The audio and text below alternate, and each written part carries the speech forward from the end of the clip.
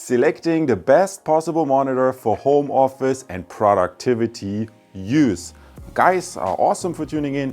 Today we're going to look at a LG UltraWide monitor in a 21:9 aspect ratio, a super spacious display.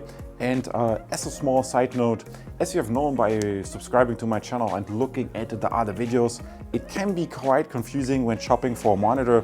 As you know, especially from the LG line, which I did a lot of reviews recently, you have, for example, very popular with the Mac users, the Ultrafine series. Then recently, a while back, came out the LG Ultrafine Ergo series, which is also popular with Mac users, but also targeted at Windows users. And then you have the HDR line, which sometimes is referred to as ultrafine, but I think internally with LG, it's not really ultrafine. And now you also have these ultra-wide monitors. So already you see 4 categories. And yes, I know if you're new to monitors, it can be quite overwhelmed because in each of these 4 categories, sometimes you also have multiple displays, some with USB-C, some without USB-C. Then you have the different sizes, 32-inch, 72-inch, maybe 24-inch. And that is a lot of choice. Awesome, guys, let's jump into the review. And I truly enjoy testing these ultra-wide displays, and especially this one since it is curved. There's also something you can consider. Some ultra-wide displays, they are curved and some are flat. So let's quickly peek into the box. And then I'm just gonna go ahead and assemble this for you guys very quickly, take out the individual parts, put them on the desk and give you a quick overview. So standard monitor mount and a black color.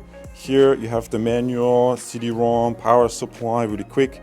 That's to route the cables, and then always check your connections, your accessory cables. You have one USB-C, which is great if you want to use, let's say, your MacBook as a docking station, and then the standard HDMI. And this is what we're going to do to quickly, step by step, put the monitor together.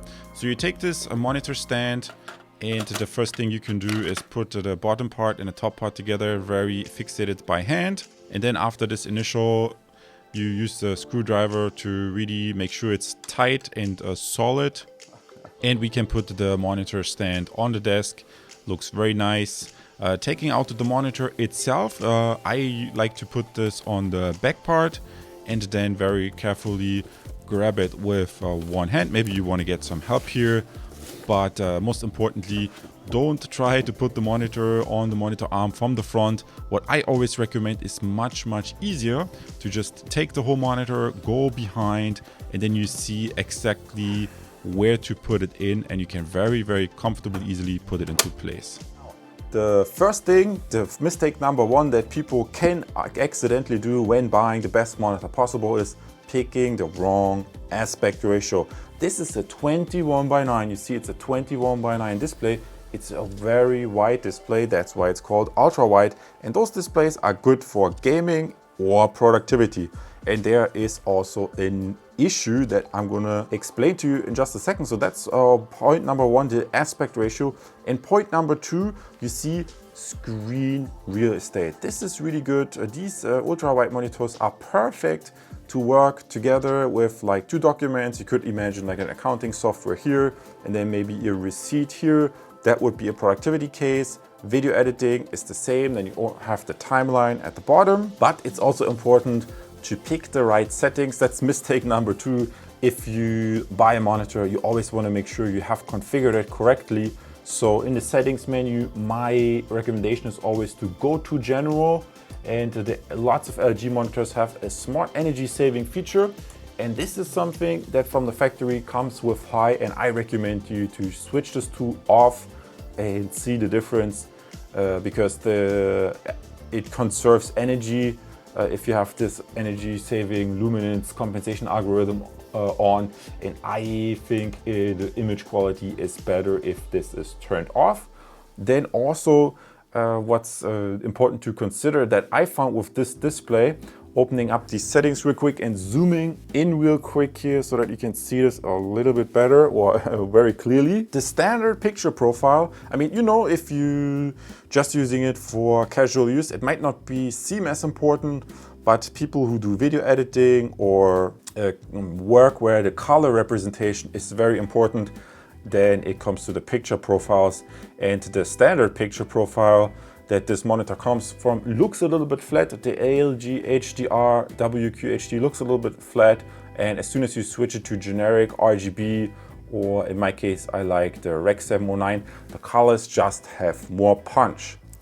And zooming out, jumping to the next thing you can consider is obviously the panel type.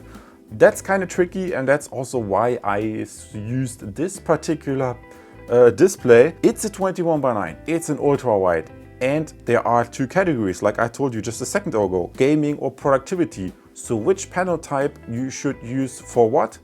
This monitor here is a VA panel, a vertical alignment panel. So that means it's a very fast panel, it's a 100 Hertz panel. So although it might look great for productivity, it just lends itself much better to gaming. So that's why you really should pay attention in the store and ask for advice if in question. I would recommend you for productivity cases to really have a close look at the IPS panels, because yes, the black values on this, the VA panel, are pretty nice, but I found if I move around, yeah, it doesn't seem, at least to my subjective impression, it doesn't seem to have the same, the VA panel is very fast, but it doesn't seem to have the same viewing angle, let's say like with the IPS panel. And I also found the colors on other displays that I reviewed, I found colors to be much better. Let's say, for example, the recent review I did of this other LG 4K display with HDR, this had much crisper colors, because if I remember correctly, recall correctly, this was an IPS panel. So the IPS panels, they may not be as fast, but I think they have a better color representation. And then again, this is a normal 16:9, which is good for consuming content, while this one that you're seeing right now in this video is a 21:9, and you always have this gap at the side. Terrific. And after testing this display a little bit further, I found some other interesting things that I noticed when connecting this display. And yeah, mostly I'm using this with Mac. I'm like the Mac user, the so-called Apple fanboy. You probably know from my channel. But I also tested this under Windows, and there I found some interesting thing. First thing, the AMD FreeSync, if you're a gamer, is not enabled by default. So you have to go into the menu on the LG display and enable that FreeSync if you want to benefit from that feature. Then a second thing, there was an HDMI cable included, so that's how I connected this to my Windows system.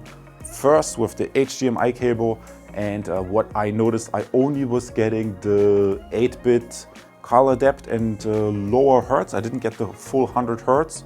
So what I ended up doing is switching it out for DisplayPort cable, and then I got the full 100 hertz and also the 10-bit color depth.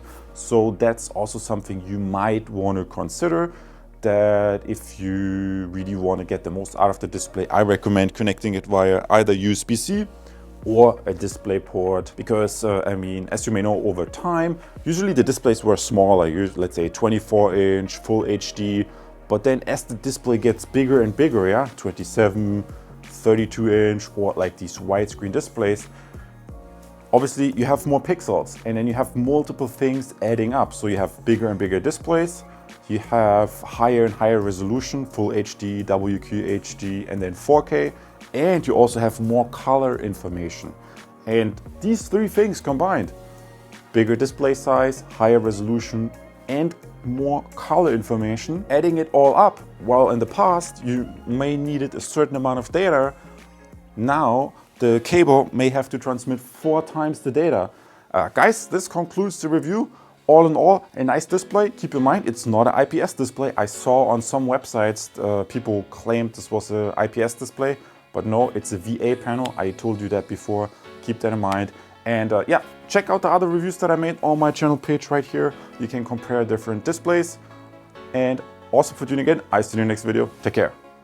And because you just watched my monitor review, you might also be interested in comparing the monitor that I've just shown you against some other ones. For example, these ASOS FlexScan line. Those are very nice monitors that are popular for office or maybe even graphics use. And a lot of people have already subscribed because of the content that I provide for you guys here. You can subscribe right now as well if you want. And I see you in the next video, and maybe even as a subscriber. Take care.